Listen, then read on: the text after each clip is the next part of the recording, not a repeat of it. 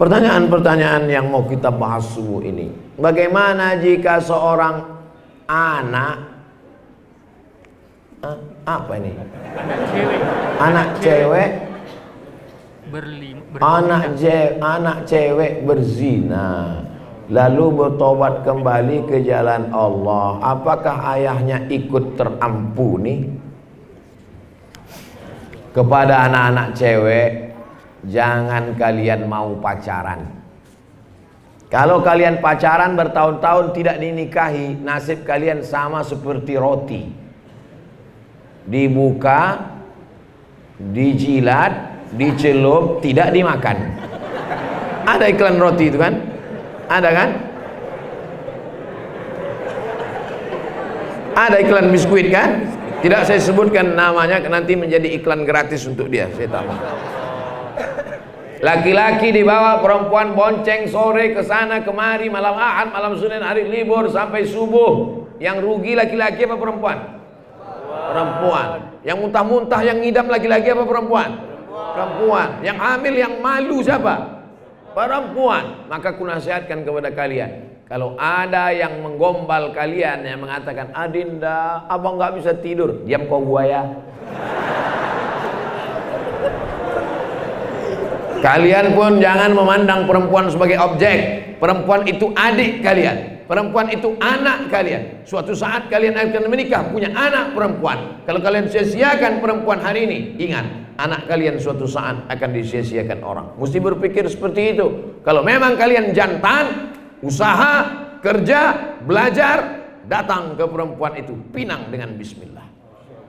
Kalau tidak berani, nanti saya temani. Sekarang saya sudah berani menemani kalian. Kalau dulu saya tak berani, sebab saya khawatir ketika saya temani kalian, saya yang diterima.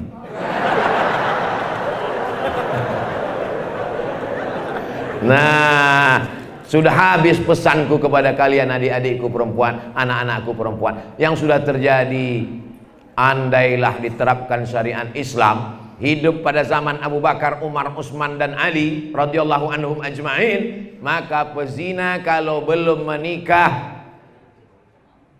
tertulis dalam Quran, az-zaniyatu pezina perempuan, wazani pezina laki-laki, fajlidu kulla wahidin minhuma mi'ata jaldah, dicambuk 100 kali. Gimana rasanya dicambuk 100 kali Pak Ustadz? Cari cambuk kuda.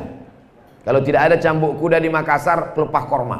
Pelepah korma tak ada, pelepah kelapa. Pukulkan 100 kali. Kalau mati 70, berhenti. Begitulah azabnya dulu. Kalau sudah menikah, asyaikhu laki-laki yang sudah menikah, wasyaikhatu perempuan yang sudah menikah, farjumuhumal battah, ditanam di dalam tanah setengah badannya, setelah itu dilempar batu sampai mati. Pernah ini terjadi pada zaman Nabi? Pernah. Ini bukan cerita, hadisnya sahih. Datang perempuan menghadap, ya Rasulullah, aku sudah berzina ya Rasulullah. Kata Nabi, kau pulang ke kampungmu karena kau sedang mengandung anak. Anakmu tidak salah. Nanti kalau kau dilempar pakai batu mati, anakmu tidak berdosa ikut mati. Lahirkan anakmu. Setelah anaknya lahir, dia datang lagi. Kata Nabi, susukan anakmu, karena anakmu punya hak menyusu 2 tahun. Pulang. Setelah anaknya menyusu 2 tahun, dia datang lagi. Baru diterapkan hukum, dilempar pakai batu sampai mati. Dia memilih lebih baik kena azab di dunia daripada di akhirat. Tapi, ini pakai tapi, seandainya ada anak gadis dan anak lajang yang belum menikah, subuh ini datang, hai Ustadz Abdul Somad, cambuklah aku 100 kali. Saya tidak bisa menerapkannya, karena yang bisa menerapkan ini adalah yang dilakukan oleh ulil amri. Jadi kalau zaman sekarang tidak bisa diterapkan, cukup dia bertaubat dan beristighfar, taubat nasuha. Bagaimana caranya? Mandi taubat. Mandi taubat itu gimana Pak Ustadz? Maaf, seperti mandi wajib. Mandi wajib gimana Pak Ustadz? Oh, anakmu sudah 3, kau tak tahu mandi wajib? Basah semuanya dari ujung rambut sampai ujung kaki, basah semuanya. Boleh di laut Pak Ustadz? Boleh, pergi ke pantai Losari, terjun ke belakang. Insya Allah kalau di tengah bukan cuma dosamu hilang, kau pun hilang sekalian. Nah, setelah mandi taubat, sholat sunat taubat, usolli sunnatat taubat rakaataini lillahi ta'ala. Dosanya perlu disebutkan, gak usah. Apalagi sholat sunat taubatnya di masjid, kuat-kuat pula tuh, usolli sunnatat taubat dari zina jam 5 pagi tadi. Tahulah orang. Cukup dalam hati saja. Bertaubat minta ampun kepada Allah Subhanahu wa taala. Ya Allah, terimalah taubat adik-adik kami yang pernah silap dan salah, ya Allah. Coba lihat orang mati, kaya mati, miskin mati, rakyat mati, penguasa mati. Hidup ini luar biasa. Kalau tak takut juga, Covid sudah menghabiskan, meluluh lantakkan berita kematian. Dulu yang mati itu jauh, sekarang orang mati, yang muda mati, yang sehat mati, artis mati, orang kaya mati, pejabat mati. Tak juga bertaubat. La ilaha illallah Muhammadur Rasulullah. Yang jomblo cepat kalian nikah. Malaikat maut sudah dekat.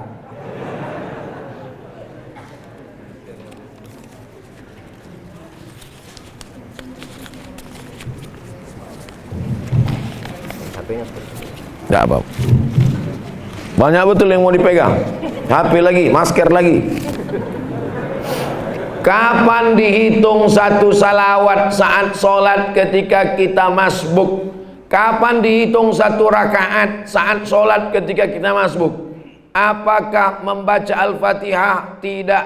Hadisnya riwayat dalam Sunan Tirmidzi, Sahih Bukhari, Sahih Muslim, Sunan Abi Dawud, Sunan Nasai, Sunan Tirmidzi, Sunan Ibni Majah.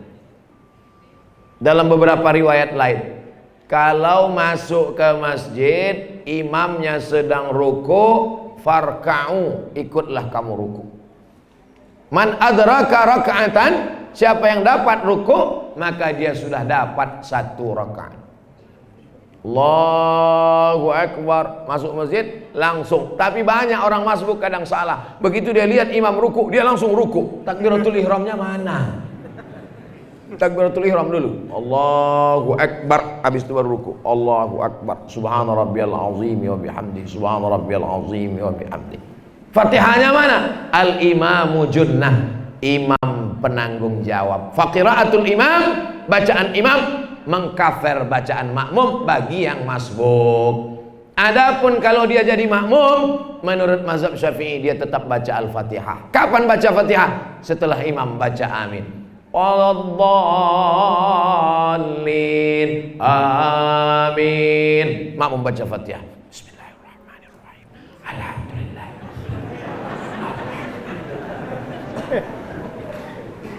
Baca. Tapi ada ustadz yang mengatakan makmum tidak perlu baca Fatihah. Mazhab Hanafi tidak perlu makmum baca Fatihah. Mazhab Hambali tak perlu makmum baca Fatihah. Mazhab Maliki, kalau imamnya sholatnya keras, maghrib, isya, subuh, makmum tak perlu baca Fatihah karena telinga makmum sudah mendengar.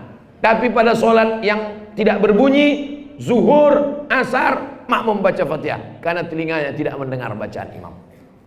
Tapi jangan gara-gara ini anak muda di luar pas imam awal, alhamdulillahirabbil alamin, nyantai di luar. Kok nggak masuk dalam? Ayatnya panjang, kita tunggu ruku aja. Jangan. Segera langsung datang sholat. Ini kan ceritanya kalau darurat masbuk. Siapa yang dapat ruku, maka sudah terhitung satu rakaat. Masuk ke dalam masjid, imam sujud. Allahu Akbar. Banyak sekarang orang kalau masbuk, imam sujud, dia nyantai, nengok-nengok jam. Di fotonya pula di orang sholat. Kalau kau masuk ke dalam masjid, imam sedang sujud, maka kau langsung ikut sujud. Kalau dia sedang tasyahud awal, kebetulan zuhur, maghrib, asar, ikut tasyahud awal. Untuk apa ikut? Kan nggak dihitung satu rakaat. Boleh jadi sujudmu itulah yang memasukkanmu ke dalam surga. Boleh jadi tasyahudmu itulah yang menghapuskan dosa-dosamu. Mana kita tahu? Begitu kata sunnah Nabi. Apapun yang dilakukan imam, kau ikut. Kecuali imamnya kentut, kau tak perlu ikut.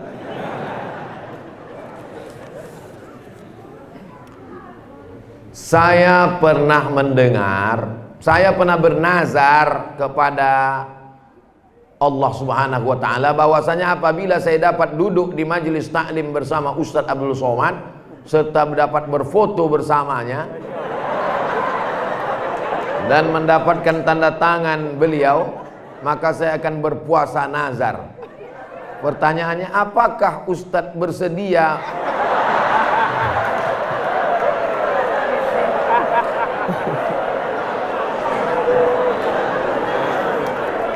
Emang orang Makassar itu cerdas-cerdas. Saya sudah banyak tempat berceramah dari Sabang sampai Papua, baru inilah ada yang begitu. Di tempat-tempat lain itu paling kemarin seperti di Bulukumba, dia cuma bilang, Ustadz Somad boleh kita berfoto, istriku sedang ngidam di rumah. Sebatas itu aja. Tapi yang sampai bernazar nih di Makassar, mana orangnya, mana? Hah?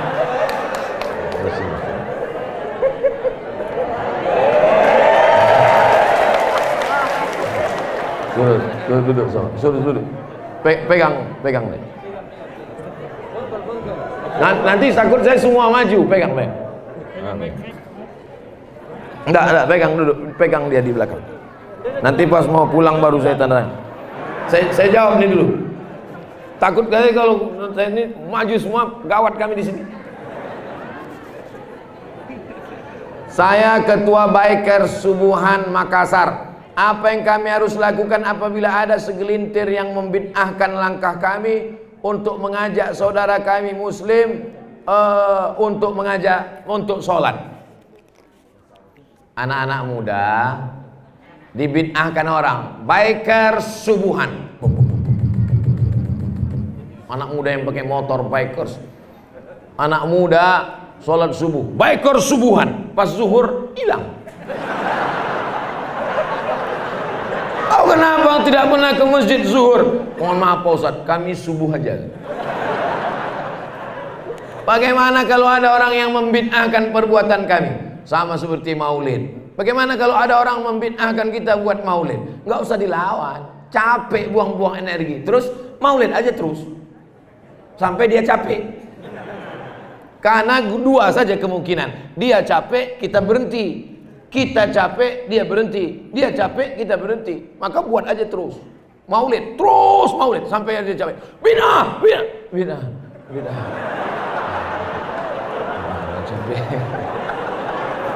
Buat aja terus. Gak usah takut. Biker, begitu dia bilang, biker semua, bid'ah, gas terus. Udah, kalian buat aja terus, lanjutkan. Karena kalau kalian lawan pakai 1000 dalil, masing-masing punya dalil. Yang punya maulid punya dalil. Tanda cinta kita kepada Nabi, kita buat maulid. Allahu Akbar. Kata yang buat Nabi tidak pernah melaksanakan maulid, Allahu Akbar. Nanti orang kelahi sama-sama bunuhan pakai Allahu Akbar. Malaikat mencatat mana yang betul nih. Dua-dua pakai Allahu Akbar. Ini masalah khilafiyah. Masing-masing punya dalil. Kita capek sendiri. Oleh sebab itu, kalau kita yakin benar, kata guru, kata kiai, kata ulama kita benar, ada dalilnya, laksanakan terus. Biker subuhan, anak muda yang lain, mabuk, zina, sakau, narkoba. Ada anak muda yang mau sholat subuh berjamaah. Baik apa tak baik? Baik. Apa salahnya? Lanjutkan, teruskan sampai mereka capek. Tambah stikernya di belakang. Biker subuhan. Silahkan bid'ahkan sampai kalian lelah.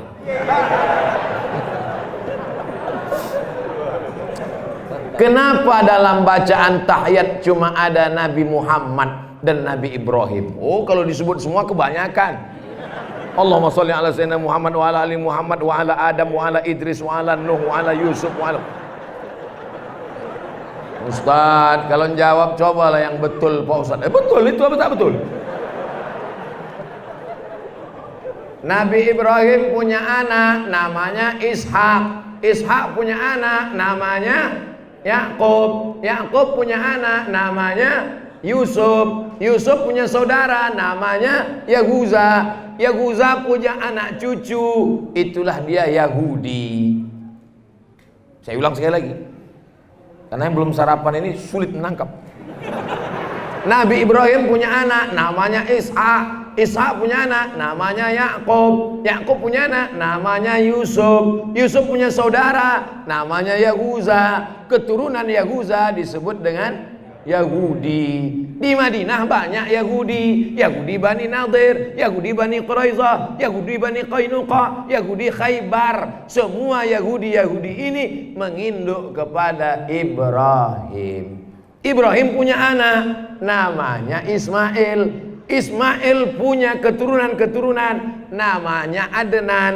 Cucu cicit keturunannya Muhammad bin Abdullah bin Abdul Muttalib bin Hashim bin Abdi Manaf bin Qusay. Keturunan Adnan, keturunan Ismail, anak kandung Ibrahim alaihis salam. Musa, Isa, Muhammad alaihimus salatu wassalam, nasabnya paling dekat ketemunya pada Ibrahim. Tapi tidak boleh disatukan agama ini menjadi satu agama. Sekarang ada ide usul mau disatukan tiga agama ini supaya minimalisir konflik. Mau dibuat agama baru namanya agama Abrahamisme. Syekh Azhar, Profesor Dr. Syekh Muhammad Ahmad Thayyib menolak ini karena kata dia ini tidak bisa, karena kita meyakini agama Islam, innad dina indallahil Islam. Tapi titik temu antara ketiga ini paling dekat pertemuannya pada Ibrahim. Itu jawabannya. Terserah mau pakai jawaban nomor 1 atau 2 bisa dipakai. Apa bisa mengqadha salat sehabis salat subuh sebanyak-banyaknya? Bisa, tapi jangan di masjid, di rumah. Karena kalau di masjid kau buat tegak, orang berbisik. Siapa itu? Aliran sesat. Orang salat sunat isyraq setelah terbit matahari, tiba-tiba dia selesai salat subuh, langsung salat. Usolli fardhu subhi rakaataini qadaan lillahi ta'ala. Salat yang lama-lama yang tinggal dulu mesti diganti di qadha. Salat tidak bisa ditebus dengan istighfar. Salat tidak bisa ditebus dengan haji. La kafarata laha illa dzalik. Tidak ada yang bisa menembus salat kecuali dengan salat itu sendiri. Caranya qadha. Tapi jangan gara-gara ini bapak yang PNS ambil cuti sebulan mau qadha. Teknisnya habis selesai satu salat satu qadha, satu salat satu qadha. Nanti habis salat zuhur qadha satu. Usolli fardhu zuhri arba'a raka'atin qadha'an. Bukan koboan. Itu cuci tangan. Qadha'an. Asar juga begitu. Tapi salat yang tidak ada ba'diyahnya, salat subuh, salat asar jangan dilaksanakan di masjid, nanti jadi fitnah. Laksanakan di rumah. Kalaupun tidak jadi fitnah nanti orang ghibah. Begitu sholat langsung berbisik di belakang. Oh banyak utang ya.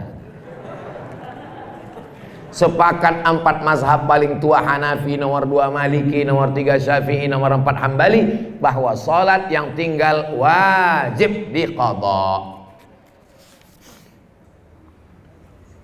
Banyak yang mengatakan bahwa perempuan yang baik akan diberikan laki-laki baik. Ini pasti komplain, kenapa lakinya nggak baik? Saya seorang pendosa lantas mengagumi seorang perempuan yang baik akhlaknya, kuat imannya. Apakah pantas orang seperti saya berharap kepada wanita yang baik tersebut? Why not?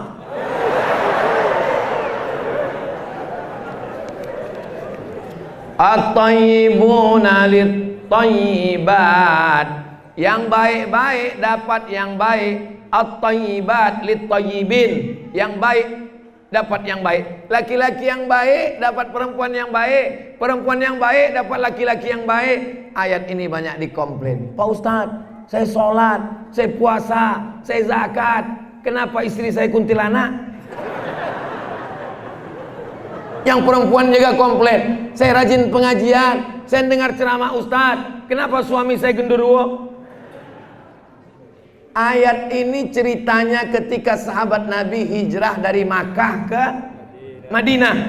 Tiba-tiba sampai di Madinah, susah mau nikah. Ada seorang perempuan wanita tunasusila, maaf beribu maaf, mau dinikahi oleh seorang sahabat, ngadu ke Nabi, ya Rasulullah, aku mau nikah sama WTS. Kata Nabi, at-tayyibuna lit-tayyibat. laki-laki yang baik semestinya menikahi perempuan yang baik. Ayat itu membantah jangan menikahi perempuan pezina sebelum dia taubat. Tapi kalau dia taubat nasuha, at-taibu minadz dzambi kama la dzambalah. Orang yang bertaubat seperti tidak berdosa. Itu maksudnya. Jadi kalau ada ibu baik, suaminya tak baik, itu ujian. Ibu sedang diuji dengan suami.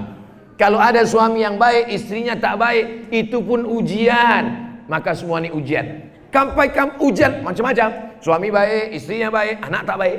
Suami baik, istri baik, anak baik, menantu tak baik. Suami baik, istri baik, anak baik, menantu baik, cucu hantu. Suami baik, istri baik, anak baik, menantu baik, cucu baik, tetangga resek. Jadi hidup ini tidak pernah selesai. Orang yang mengatakan hidupnya selesai, berarti dia sudah mati sebelum waktunya. Tak layakkah saya pelaku dosa ini ingin dapat perempuan yang solehah? Perbaiki dirimu, taubat nasuha, berdoa kepada Allah. Insya Allah, berdoalah, ya Allah, kalau memang dia bukan jodohku, jadikanlah dia jodohku. Kalau dia sudah punya calon, matikanlah calonnya. Jangan, tidak boleh. Doakan kami Ustadz. Kami mahasiswa UIN Alauddin, prodi perbandingan mazhab hukum, supaya cepat lulus. Ini yang saya sebut mahasiswa takut tak lulus tadi. Bagaimana pandangan 4 mazhab mengenai hukum menikah dengan niat apa ini? Pilihan hidup untuk tidak punya anak. Menikah sengaja untuk tidak punya anak. Tidak boleh namanya 2. Tanzimul asal, tanzimun nasal, tahdidun nasal. Tahdid membatasi untuk tidak punya anak, tak boleh. Makanya laki-laki tidak boleh vasektomi. Vasektomi diputus kabelnya, tak bisa disambung lagi. Ada lagunya, putus tak bisa disambung. Tidak boleh. Perempuan tidak boleh steril. Operasi dibuang rahim, steril, tak bisa punya anak, tak boleh. Kecuali dalam keadaan darurat. Misalnya dokter mengatakan ibu sudah sesar 2 kali, tidak boleh 3 kali, maka suami baru. Tapi kalau tidak ada sebab, tidak ingin punya anak, maka tidak boleh. Karena tujuan dari menikah, maaf, bukan seksual. Seksual itu tujuan sampingan. Tujuan dari menikah adalah supaya punya waladun sholihun. Ini bahaya kalau ada orang umat Islam nikah tak mau punya anak. Habislah kita, musnah. Ana mukasirum bikumul umam. Aku nanti di akhirat bangga karena umatku yang paling banyak. Sebelum hari kiamat, umat yang paling banyak adalah umat Islam, insyaallah. Allahu Akbar. Maka kalian menikah, punya anak banyak-banyak. Dulu kita ketakutan, punya anak takut banyak. Sekarang apa yang terjadi? Pulau Sulawesi luas, Pulau Papua luas. Kekurangan rakyat sekarang yang terjadi. Karena ada orang yang sangat banyak di dunia ini. Negeri paling banyak Tiongkok, India. Rakyatnya sangat banyak dan kekurangan pangan. Akhirnya orang ketakutan. Bacalah tulisan-tulisan internet, ketakutan negeri yang orangnya banyak, pangannya kurang, sementara kita pangannya banyak, orangnya kurang. Ini insya Allah dengan ini semangat menikah dan gas terus punya anak banyak-banyak. Saya nama Muhammad Ardi Ananda, umur 34 tahun. Saya ingin bertanya bagaimana hukumnya di buku nikah saya yang menjadi walinya adalah bapak tiri, bukan bapak kandung. Dan itu atas permintaan saya di KUA. Dikarenakan sejak kecil saya tak pernah dinafkahi oleh bapak kandung saya. Oh, ini laki-laki yang tak boleh, tapi orangnya satu kan? Yang tak boleh itu orangnya 2. Perbuatan dia menisbatkan dirinya kepada orang lain itu haram. Ud'uhum li abaihim. Panggillah dia pakai bin bapaknya. Turun ayat karena ada sahabat Nabi namanya Zaid dipanggil bin Muhammad. Zaid bin Muhammad, Zaid anak Muhammad, Zaid anak Muhammad. Turun ayat. Maka Muhammadun aba ahadim mir rijalikum. Muhammad bukan bapakmu, walakin Rasulullah. Membantah, tidak boleh pakai bin Muhammad karena bukan ayahnya. Perbuatan dia pakai bin orang lain itu haram, bertobat, berhenti. Tapi akad nikah dia sah, kecuali perempuan dinikahkan oleh bapak tirinya, batal. Ayyumamra'atin, perempuan nakahat, menikah bi ghairi izni waliha, tanpa izin wali bapak kandung, fanikahuha batil, nikahnya batal. La nikaha, tidak sah nikah illa biwaliyin, kecuali dengan wali ayah kandung, wasyahidai adlin, dua saksi yang adil. Nah, alhamdulillah ini kasusnya bukan pada perempuan tapi pada laki-laki. Kau hanya berdosa saja, bertobat minta ampun kepada Allah karena sudah memakai bukan nama ayah kandung. Saya daftar haji dengan menggunakan salah satu program bank. Pertanyaan saya, apa hukumnya minjam uang untuk berangkat haji? Pakai bank Sulsel Bar Syariah boleh. BSI, Bank Syariah Indonesia boleh. Akadnya apa kalau minjam itu? Itu akadnya adalah kafalah namanya dalam muamalah ekonomi Islam. Cari Dewan Syariah Nasional, fatwa tentang kafalah pembiayaan haji dan umroh. Mana tahu ada orang yang mengatakan tak boleh. Boleh berangkat haji dan umroh dengan pembiayaan bank syariah melalui akad namanya kafalah jaminan. Dewan Syariah Nasional, tak terbantahkan lagi. Amalan apa yang dilakukan seorang anak untuk orang tuanya yang sudah meninggal? Apa boleh membacakan Quran diniatkan untuk orang tuanya yang sudah meninggal? Orang tua yang sudah meninggal bisa dikirimi yang pertama doa, Rabbi firli wali walidayya warhamhuma kama rabbayani shaghira. Yang kedua adalah bacaan Quran. Kata Imam Nawawi dari kalangan mazhab Syafi'i, wa in khatimul Qur'ana, yang paling afdal khatamkan 30 juz Al-Quran. Tak sanggup satu khatam Quran, hatinya Al-Quran, hatinya Quran Yasin. Baca Yasin tak sanggup. Untuk almarhumah Ibu Hajjah Syarifah, mohon maaf, Halmiyah binti Syekh Abdul Hamid Al-Fatihah. A'udzubillahi minasyaitonirrajim. Bismillahirrahmanirrahim. Alhamdulillahirabbil alamin arrahmanir rahim maliki yaumiddin. Iyyaka na'budu wa iyyaka nasta'in. Ihdinas siratal mustaqim, siratal ladzina an'amta 'alaihim ghairil maghdubi 'alaihim waladdallin. Amin. Sampai apa tak sampai? Bingung. Mau dibilang sampai nggak ada reportnya, mau dibilang tak sampai takut ustadz tersinggung. Nabi lewat di kubur, dibelah Nabi pelepah korma, ditusukkannya ke makam.